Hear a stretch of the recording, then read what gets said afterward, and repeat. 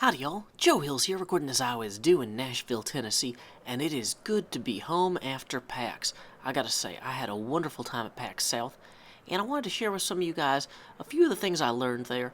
I tried to actually record this video a few times already, but it turns out that, you know what, when you're really tired, it is hard to, give a coherent story about PAX. You just gotta be like, oh, yeah, so I went to San Antonio. It's like Seattle, but of Bahar or something. I don't know. So anyway, I didn't want to do that. I wanted to be actually awake, which is why there's a little bit of a delay between when I returned and when this video is going up. I just wanted to run through, for one thing, a little bit about the different events that I attended. I went to a lot of talks, panels, live games of things. One of the most fun things that me and my friend Art did was that we played in a test game of something called Mr. Game. And that's basically a board game that's kind of like Flux in that the rules change as you play it. But the interesting thing about it is that you have one player that you name at the beginning Mr. Game. And whoever is Mr. Game is in charge of interpreting all the weird edge cases of the rules. So, for example, anything that's not in the, what do you call it? Not the manual. What do they call it? Oh no, it's raining. Dang it. Terrible time to deal with crops. Anything that's not in the handbook, the rule book or whatever, Mr. Game could rule on. So, the rule book doesn't say, if two players are allowed to stand on the same square at the same time. So, I said, okay, Art, okay, Mr. Game, what happens? Does he go back to start? If I land on him, do we share the space? That sort of thing. And, the other guy who we didn't know, who's just some random fellow that came up to play with us, because, it's PAX. Everybody just hangs out and plays games. The other fellow's like, well, I'd really like not to go back to start. And so Art was just like, well, you know what, how about he goes back to the space that you were on when you began your turn. So it's like, oh, okay, that's cool. And so, just a bunch of little kind of rules like that throughout the game get defined by the character that you guys agree at the beginning will be the kind of rules master. And so then, we ended up in more and more weird situations. One of them was when the fella whose name I don't know drew a card that said, teleport everybody in the game to your space where you're standing now. And so I said to Art, hey, well, so what does that mean in terms of, does he teleport to where you were or where I was, or how does that work? And Art's just like, I think he splits into two people. He's got two game pieces now, and Art pulls another game piece out of the box. It's like, so, and before he can win, he has to have the two of them reunite by landing on the same square. And it's just like, the guy who designed the game was demoing it, watching us play, and he was just like, oh my gosh, this is you guys really understand this. These are great. And, which, I mean, in fairness, Art is brilliant at humor. Which is why I worked with him on Pitfalls and Penguins and everything. And so then later on, there's a card that we drew that says, if you guys are playing on teams, the game is now a free-for-all. If you were not playing on teams before, you are now. And we were not playing on teams already. So the developer of the game says, okay, to Art, what are the teams going to be? And, so there were only there were 3 players total, which is an odd number, so you couldn't have two two-player teams. It was going to be uneven no matter what Art decided. But part of playing as Mr. Game is that it's his job to try to keep the game fun for everybody, not just make rules that help him as one of the 3 players. And so Art's just like, well, I think the teams are all 3 of us against the original designer of the game. And so then he hands the designer of the game, the starting token on the beginning spot, and says, okay, so if any of us get to the end before you do, we win, otherwise you win. And so that, it ended up that all 3 of us playing ended up beating the designer at the game, which, I mean, in fairness, he didn't really design exactly what we were playing by the end of it, but it was a fun time, and we actually picked up a copy. So we're going to probably be playing that more with our friends in the future. That might be a fun one to film, actually. Although, because like I do like recording board games, but it can be a little bit difficult with games with cards or secret stuff. Like doing tabletop stuff like Pitfalls and Penguins has always been easier because there's no, like we just have a camera pointed where we roll the dice, and that works well. But anyway, so that was one PAX East gaming story that I particularly enjoyed. Good times. Great oldies with Scar. So let's see. So yeah, big fan of Good Times with Scar, but can't say enough good things about him. He's a great guy. Where was I? PAX. Yeah. So I loved so many of the panels I went to, and like when I tried recording this yesterday, I was like, okay, so I went to this with Patrick Rothfuss, and I spent like 5 minutes explaining like what an awesome, like hilarious guy Patrick Rothfuss is, but also he's really like thoughtful, and he's also a famous writer who's working on a new project, but he also plays Dungeons and Dragons and all this other stuff. And it's like by the end, it's like, okay, it's just me giving biographies of people, and now, like, it's kind of funny if I explain it the way I just did there, but, like, I don't have time to do that for every single person whose panel I attended. I wish I did, but, you know, so I just wanted to say, like, so thanks to everybody who did have a panel I attended. I live tweeted a lot of them, so you guys can check on my Twitter and find a lot of those tweets with my notes, kind of. But yeah, I kind of wanted to do one takeaway from each panel. So Patrick Rothfuss's Storytime panel, I think the big takeaway was probably that, dang it, there's like an invisible block there. You should not take children to a Patrick Rothfuss panel. He will be shocked and upset. And then he'll kind of just be like, well, you're the terrible parents, blame yourselves. So, there you go, parents. You've been warned. Let's see. Then, what was the next panel I went to? Oh, there was a advice for DMs panel that I went to that had Chris Perkins on the panel, as well as like a bunch of other really cool, talented DMs.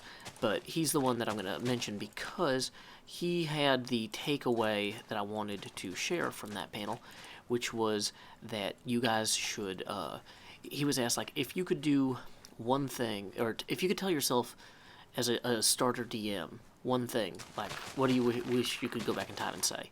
And he said, you know, you should save all your notes, all of your notebooks, your character sheets, your story ideas, because, you know, even if they aren't, like, exactly something that you're proud of yet, it'll be great to be able to look back on them and as you get better as a DM, to see, like, how you've grown. And I think that applies to a lot of writing and artwork type stuff, so I think that's just good advice across the board, but especially for dungeon masters, if you're aspiring to be the next, like, dungeon master to the stars, well, maybe save the stuff for when you're the dungeon master to your friends, because it might be deeply sentimentally valuable to you later.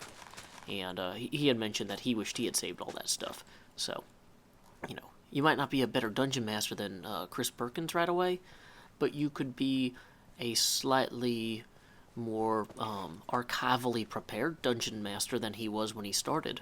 So, if you could be better at something when you start at it than Chris Perkins was when he started at it, that's probably a good situation to be in. Oh yeah, I should put a pumpkin under here. Oops, and not drown. Doing great all around. Dang it, forgot to put a lot of pumpkins in these. Let's see, what was the next panel I went to? Oh yeah, Mike Selinker, one of the guys who was on the Avalon Hill team that published Betrayal in the House of the Hill, was asked during his panel, like, what obligations content creators had to their audiences in times of political unrest and upheaval. And I thought his answer to that was particularly interesting. He started by saying, well, for one thing, I own my own company, and I will not fire myself for my political beliefs.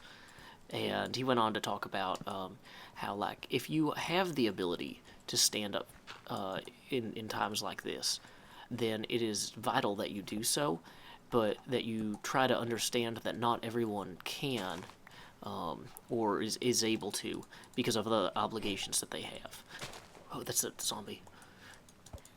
And he closed that out by saying, but know that, you know, if you do stand up, you know, I'll be standing with you. And he actually did, later on at PAX, when there was the Nerd Walk to protest the immigration ban on the 7 Muslim countries, as well as the repeal of the Affordable Care Act, which is important to a lot of indie developers, because it's really hard to get health insurance here in America if you do not have, like, an employer that's a big company. And like that really, it matters to YouTubers too. Like being able to get health insurance is huge. Right now I have a day job, so I don't have to worry about it immediately, but you know, pre-existing condition coverage, being able to get insurance for self-employed people, that's all vital. So anyway, he actually showed up at the walk, and so did Patrick Rothfuss. And so I was really just super proud to be, I don't know, part of a community where people stand up for stuff, and where our leaders in, you could argue, technocratic niches, like, are also leaders or participants in other processes outside of their direct realms of maybe professional practice. You know, like, it's great to be a great game developer and a great storyteller, but it's also great to try to help other people and to stand up for them. So I just, that was really good to see, I thought, from me personally. Where was I now? Next panel I went to, oh yeah, I went to a really interesting talk on Native American culture and gaming. And as you guys know, I've been kind of on an Oregon trail kick recently, and so there was some interesting kind of insight into that sort of stuff. And that was run by Lee Francis IV and Aaron Cuffey, who actually run like a small company that organizes a gaming convention for kind of Native American and nerd culture. And they were both Native American and historians, and it was it'd be hard to summarize the talk because there was so much. It was a very dense talk. But one takeaway I found particularly interesting, if once again I'm saying I went to a bunch of talks where a bunch of people said a ton of brilliant stuff. I'm just trying to distill out, like, oh, here's a piece of an example of the sort of value that you can get by attending a convention like this.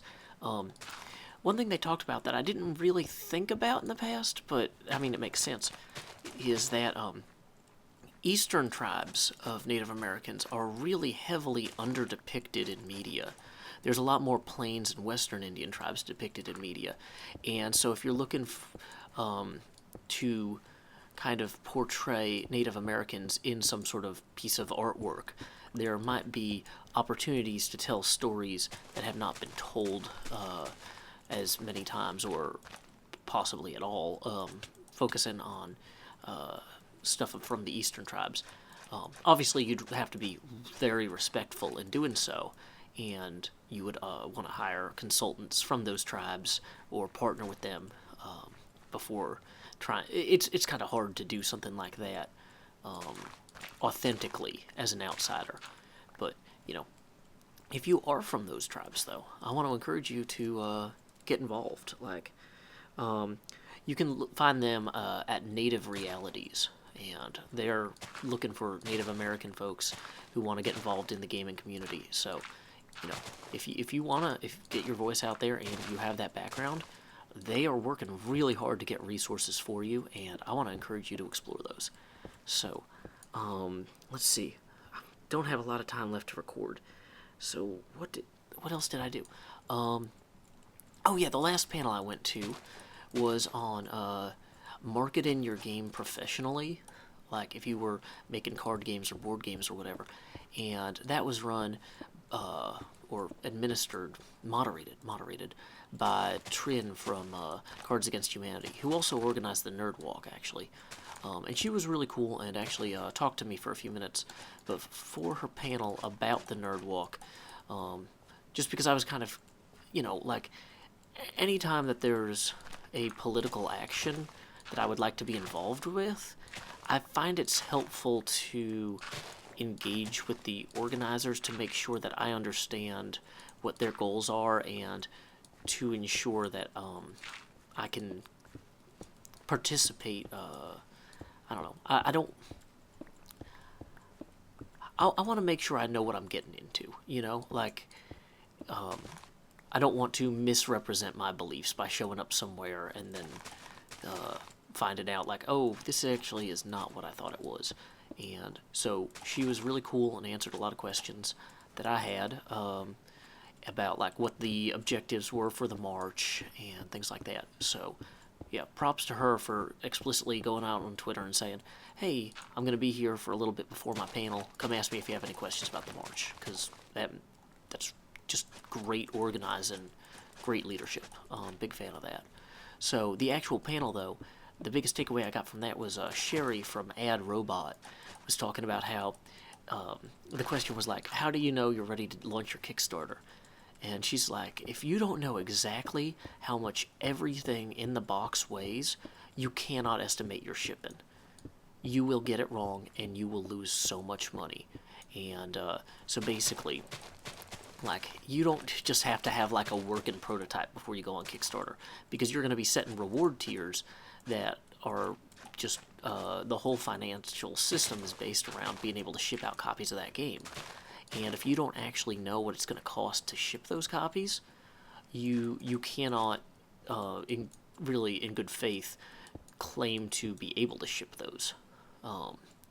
So, just really interesting element. Like, when we did the Pitfalls and Penguins book, that was definitely something that was like back in 2011 maybe. We did not keep that in mind. Like, we added an extra $10 for international shipping, and for some countries that was definitely enough, but for others it was way, way low. And that was a mistake that I would not want to make again. So yeah, it seems to me like with a boxed board game or a card game or something, you might have a lot of even crazier weight discrepancies based on if you use like metal pieces or wooden pieces or plastic and stuff. Whereas like a book, you can kind of go, we think we know how much it'll weigh. Like, yeah, figure out what your materials are, get them all locked down first. So that was a great takeaway from Sherry with Ad Robot. But anyway, finally, let's see, the last thing that I've been up to is I've also been spending some time yesterday setting up our Patreon/GameWisp patron fan server. And that's going to be playing on the Reef 2 map by Leonard Richardson, which is a combination of 70,000 different spawn chunks from maps he collected in the Minecraft Geological Survey project, where he just downloaded every map he could find on the internet with a script over the course of like a month. And I have videos where I interviewed him about that from 2 or 3 years ago. He's a great guy. Cannot say enough good things about Leonard Richardson. But anyway, as always, no one has any obligation to donate money to me if they don't want to or can't. I am doing okay, but any support I do receive does help pay my rent on the studio for recording and is appreciated. So if I can set up a server and let people have fun on it as a community, I haven't done the best job of cultivating a community in the past and helping you guys get to know each other, and I'm kind of trying to work to address that. I hope this kind of does some of that, but it's an experiment. We're going to leave this map up for 60 days and see if the general rules and structure that we're trying to set out to achieve work, and then from there we'll switch to either another weird map or a slightly more normal map, depending on what people want to see. Let's go ahead. Dang it. It is really hard to fly with this. Okay, I was going to say, let's just go ahead here and see if our extended farm does look a little better. Yeah, that's definitely an improvement. Oh, I just fell out of the sky. I must have hit a downdraft or something there. But this is definitely an improvement. I felt like the farm was just cutting out way too abruptly over here earlier. So this should kind of soften that a bit. And down the line, we're also going to have to head out here into the sand and replace some of those sand blocks with dirt. But I think that's enough farming for today. Anyway, thank you guys so much for watching. Thanks again to everybody who's supported me on Patreon and who's going to be playing on the server. You guys help me not only afford to have a space to record, but also to be able to travel and get to meet fans. And I didn't even mention I got to meet some fans at Pax South. Oh, wow. I'm actually out of time to record, though. So, once again, super huge appreciation. Thanks to everybody for watching. Until next time, y'all, this is Joe Hills from Nashville, Tennessee. Keep adventuring.